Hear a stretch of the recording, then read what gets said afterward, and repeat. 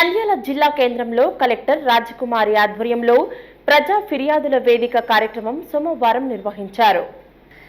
నంద్యాల జిల్లా కేంద్రంలోని సెంచనరీ హాల్ నందు కలెక్టర్ రాజకుమారి ఆధ్వర్యంలో ప్రజా ఫిర్యాదుల వేదిక కార్యక్రమం సోమవారం జరిగింది.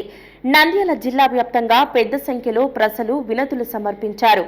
పలువురు ఇంటి స్థలాలు, పెన్షన్, భూమి కొలతలు వంటి సమస్యలు పరిష్కరించాలని కోరారు. వైసీపీ ప్రభుత్వ పాలనలో నిర్వహించిన రీసర్వేతో రైతులు తీవ్రంగా నష్టపోయినట్లు ఆవేదన వ్యక్తం చేశారు. రీసర్వేలో తమ పొలం తక్కువగా చూపించారని, రిజిస్ట్రేషన్ కోసం వెళితే చెల్లుబాటు కాలేదని రైతు కలెక్టర్ దృష్టికి తీసుకుని వెళ్లారు. అదేవిధంగా శ్రీ మహానందీశ్వర క్షేత్ర పరిరక్షణ సమితి సభ్యులు మహానందిలో భక్తులు ఎదుర్కొంటున్న సమస్యలు పరిష్కరించాలని వినతి పత్రం అందజేశారు. భక్తుల విశ్రాంతి కోసం మాజీ ఎంపీ పోచా బ్రహ్మానందరెడ్డి నిర్మించిన భవనం భక్తుల కోసం వినియోగించాలని, మూత్రశాలల పర్యవేక్షణ లేక భక్తులు ఇబ్బందులు ఎదుర్కొంటున్నారని, నవగ్రహాల వద్ద భక్తులను నిలిపి తీవ్ర ఇబ్బందులకు గురి చేస్తున్నట్లు ఆరోపించారు. సమస్యలు పరిష్కరించాలని కోరారు.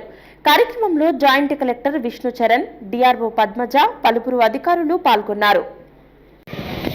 మేము మహానందీశ్వర పరిరక్షణ సమితి సభ్యులము.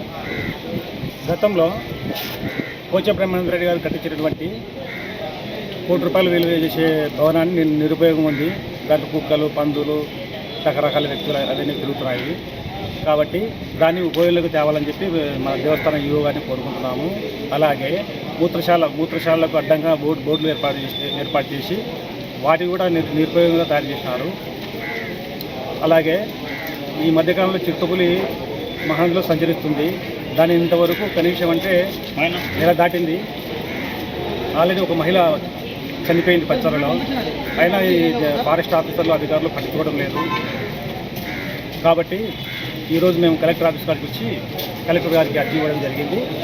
దయచేసి అధికారులు స్పందించి వీటిపైన చర్యలు తీసుకోవాలని కోరుకుంటున్నాం. హాయ్ అండి, సబ్స్క్రైబ్ టు నంద్యాల కమ్యూనికేషన్.